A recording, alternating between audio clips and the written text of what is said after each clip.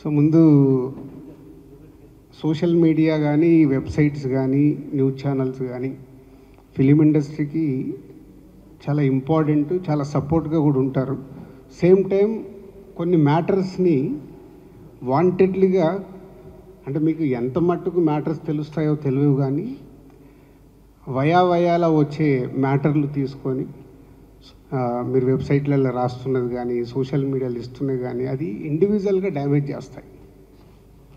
అది ఎప్పుడు మీరు గుర్తుపెట్టుకోండి. ఇప్పుడు ఈరోజు నేను ఉండొచ్చు, రేపు ఇంకొకరు ఉంటారు, ఆ ప్లేస్లో ఫ్యూచర్లో ఇంకొకరు ఉంటారు. ఇండివిజువల్గా డ్యామేజ్ జరగకుండా మీరు ఏదైనా మ్యాటర్స్ తెలుసుకొని రాస్తే బాగుంటుంది. ఇది నేను పర్సనల్గా ఛాంబర్ ద్వారా, కౌన్సిల్ ద్వారా మళ్ళీ మిమ్మల్ని రిక్వెస్ట్ చేస్తున్నాను. And about this Sankranti, every సంక్రాంతికి ఉన్నట్టే ఈ సంక్రాంతికి నంబర్ ఆఫ్ మూవీస్ క్లాష్ ఉంటాయని మనకు 6 months నుంచే ఎవరికి వారు అనౌన్స్మెంట్ చేసుకుంటూ వచ్చాం. ఫస్ట్ ఎప్పుడో మాది గేమ్ చేంజర్ అయిపోతే గేమ్ చేంజర్ రావాలని టార్గెట్ చేశాం. దాని తర్వాత సో మెనీ ఫిలిమ్స్ అనౌన్స్మెంట్స్ వస్తూ వచ్చాయి. సో ఫైనల్గా 15 days back Telangana film chamber commerce Telugu film chamber కామర్స్కి రాయడం జరిగింది లెటర్. ఒకసారి ప్రొడ్యూసర్స్ అందరితో మాట్లాడదాము, ఒకసారి మీటింగ్ పిలవండి అని. అప్పుడు ఫైనల్గా 5 films, అది మా ఫ్యామిలీ స్టార్ డ్రాప్ అయ్యాక 5 films సంక్రాంతి రేస్లో ఉన్నప్పుడు అందరు ప్రొడ్యూసర్స్ని పిలవడం జరిగింది. ఆ రోజు హనుమాన్ ప్రొడ్యూసర్ గారు అవైలబుల్ లేక వారు ఆ రోజు ఛాంబర్ మీటింగ్ రాలేకపోయారు. సో వాళ్ళ రిప్రజెంటేటివ్ కమ్యూనికేట్ చేశాడు, ఇట్లా ప్రొడ్యూసర్ గారు అవైలబుల్ లేరని. సో ఆ రోజు అందరు ప్రొడ్యూసర్లకి సిచ్యువేషన్ ఎక్స్ప్లెయిన్ చేశాం ఛాంబర్ ద్వారా. సో ఎవరు పాజిబిలిటీ ఉన్నా ట్రై చేయండి. అంటే ఇది మనము ఎవరు వెనకకెళ్తే తగ్గినట్టు కాదు.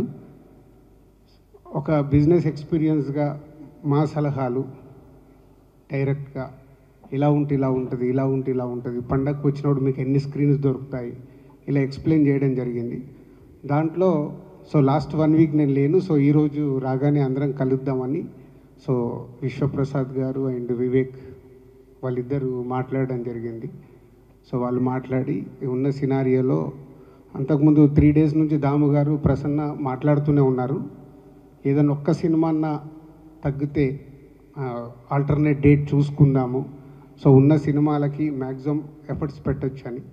మీ అందరికీ తెలుసు లాస్ట్ ఇయర్ జాన్కి 3 సినిమాలు రిలీజు, బట్ 3 సినిమాలకి ఎంత రచ్చ జరిగిందో మీకు తెలుసు. అలాంటిది 5 సినిమాలు వస్తే ఇంకెంత ప్రాబ్లం. సో దాంట్లో విశ్వప్రసాద్ గారు, వివేక్ మాట్లాడిన తర్వాత రవితేజ గారితో కూడా మాట్లాడడం జరిగింది. వాళ్ళు సో ముందు వచ్చి సరే ఉన్న సిచ్యువేషన్ అర్థం చేసుకొని వాట్ నెక్స్ట్ మంచి డేట్ ఎప్పుడు ఉంటుంది, సో ఛాంబర్ ద్వారా వాళ్ళకు సోలో డేట్ ఇప్పించాలి.